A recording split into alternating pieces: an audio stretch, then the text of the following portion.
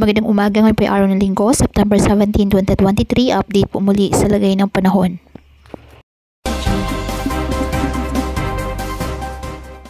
Southwest monsoon o habagat ang patuloy pa rin na nakakaapekto ngayon sa western section ng Southern Luzon ayon sa Pag-asa.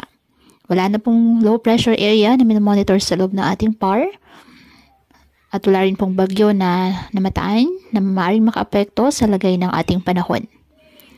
Wala ring nakataas na gale warning sa namang baybayin ng ating karagatan kung kaya malayang makapamalaot ang ating mga kababayang mangingisda at may maliliit na sasakyang pandagat. Ngayong araw, apektado po ng habagat ang Palawan kung kaya asahan po dyan na maulap na kalangitan na may kalat-kalat na pag-ulan at thunderstorms.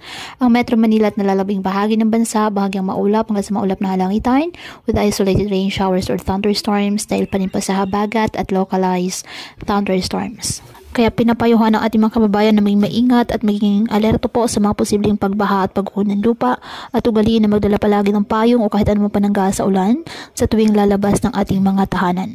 At yan po muna ang update sa lagay ng panahon ngayong araw. Muli patuloy po tayo na mag-ingat at palaging tandaan, God loves you. Stay safe and God bless.